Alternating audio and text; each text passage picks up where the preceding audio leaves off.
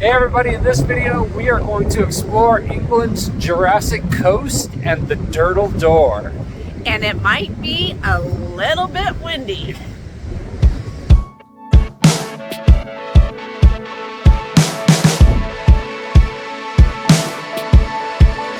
Hey everybody, I'm Sean. And I'm Deb. And welcome back to the channel. So today we're going to share a little trip that we took here in England to specifically the Jurassic Coast and Durdle Door. Mm-hmm. So we were staying in Bournemouth. It is a 2-hour bus ride from London. And we stayed at a Marriott in Bournemouth. We saved a lot of points for this trip to Europe because we knew it'd be more expensive. So we had 3 nights on points, which included breakfast. Bournemouth itself is very cute. Nice little... Just a nice pier and lovely beaches. Absolutely amazing beaches. Yeah, great to walk along. Within town, we did do an afternoon tea, which was that was our first proper afternoon British tea. Yes. Yeah, and it had the whole fixins. Sandwiches, biscuits, I think they come scones and cakes. Yeah. So that was fun. And tea. And tea, of course. Fantastic tea. Yes. Yeah. And Bournemouth, it was quiet when we were there because it's fall, but they get like 15 million tourists annually. So it's very popular in the summertime. It was the shoulder season. So, I mean, you know, the beaches were nice and empty, but we got really beautiful weather while we were there. So it was really nice. So we did an excursion to Durdle Door. The excursion, we met up at the bus station, and it is about a 45-minute drive to where we were going. We were actually going to a little town called Lulworth Cove.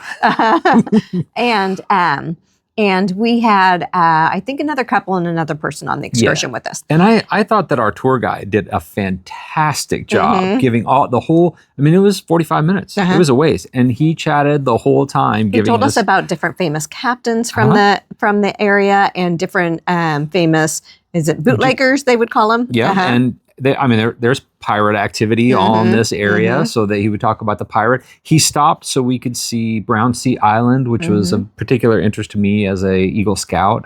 Brownsea is where the Boy Scouts were actually founded, so that was kind of cool for me to see. So when we got to our destination, our first stop was going to be Durdle Door, but before he took us there, he showed us where in Lulworth we would be walking to. Because we would wind up walking back from Durdle Door to Lulworth. That was kind of nice because then we knew exactly kind of where we should end up at. Right.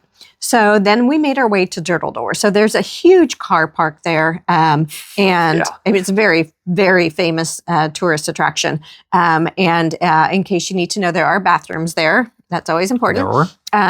And so then he just kind of gave us a few tips how to get, down to the beach and how to get back to Lulworth.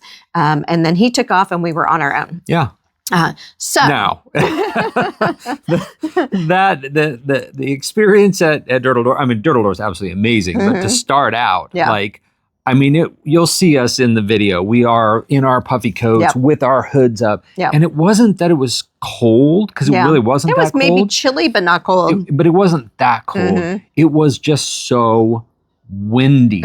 We had to put our hoods up and kind of pull them tight just so we could hear each other because and protect our ears. The wind was so loud. I think they were getting 40 to 60 mile per hour winds that day. And I think it was very, very after windy. A storm, so it was a little tail end odd. Of a storm. It's not like it's always like that. Right. But it was a beautiful, you kind of walk over this little crest and down these stairs, and then you're at Durdle Door, and it's breathtaking. The stairs themselves are, so they're not like cemented. They're kind of look like more, handmade, homemade stairs. So they occasionally, I think, can get washed out and then rebuilt But when we had gotten there, they just rebuilt them. So they were freshly done. It's basically like they put railroad ties and put dirt behind them. So you just got to be careful when you're walking down. But And then Durdle Door itself, it's breathtaking. It was cool to be down there on the beach and just kind of overlooking it. And and if you don't know what Durdle Door is, honestly, we didn't know either until we were coming to this. But it's this beautiful limestone arch on a absolutely gorgeous long beach that is along the Jurassic Coast. So I will tell you a couple fun facts. If you want to see video of Durdle Door other than in our video, there was a group from the 80s. Of course, There we love the 80s. is, Yes, yeah. there still is. Tears for Fears. They filmed their video shout out at Durdle Door. So that area is very pretty. And then Durdle Door's in it. And then... So then we had to watch it afterward again. We and we're just like, watched oh, it. that's funny. That's cool. And then Billy Ocean. Yeah. And his was called Loverboy. Right. And there's, which is a weird video. It's the video is worth going back and watching because if you can't remember it or whatever, it's so odd. It's a bizarre, odd Star Wars kind of video that's filmed near Durdle Door, or Durdle Door's in it. Yes, yes. So that was very strange. And then about a week after we visited, we were watching on Netflix. There's a series called Sandman, The Sandman, and season 2. And all of a sudden, they were at Durdle Door. There's Durdle Door. And we're like, oh, hey, look, we've this been there. And had we not been there, we would not have known where they were. We probably been like, wow, look at that beautiful, cool place. I wonder where that is. Well, it's Durdle Door. So, yeah. So the Jurassic Coast, the cliffs there contain 185 million years of geological history. Yeah, it's crazy. They call it the Jurassic Coast. It actually represents 3 different eras. I think it's Cretacean, Jurassic, and I don't remember what the other one. There's a third one. Yeah, there is. But because of the way that the cliffs are, there's fossil records of like millions of years. It's absolutely amazing. And the fossils are both marine and land-based. So back in the day, many years ago, there were a lot of dinosaurs in the area, but they weren't just the ones on land. So it was easy to kind of sit like we did and imagine like the dinosaurs having run around there. Yeah. But they were also swimming around the ocean. Right. But the climate just changed so much over 185 million years. It had one time been a desert and so it's been everything. So and people still to this day walk along or go along the cliffs and they will find fossils. There's, in fact... And there is erosion going on the cliffs, that's right. too. In fact, because of erosion on the cliffs, in recent years, they have found what appears to be the largest dinosaur skeleton or fossil that's ever been found. The dinosaur that they found is actually larger than Tyrannosaurus Rex. There is a fantastic documentary. A week before we went to the Jurassic Coast, we happened to be watching the BBC when we were in London, and we watched this whole thing on how they found that because of the erosion, the head of the fossil was sticking out of the cliff. And so then they went through this whole process of how to dig it out and raise it up, and it's absolutely amazing. So this whole area along the Jurassic Coast is just filled with dinosaur fossils. I mean, not just dinosaurs, but fossils of all types. So pretty cool. It is, If you're nerdy like us, there's so much history because of all that with the finding of the fossils. So when you get done with Durdle Door, you can then, unless you happen to drive there yourself by car, but with the excursion, it's a 30-minute walk back along the ocean, back to Lulworth Cove. All along the tops of these cliffs. So you just have this absolutely stunning view of the ocean as you're walking back. Yeah. And so that was enjoyable too.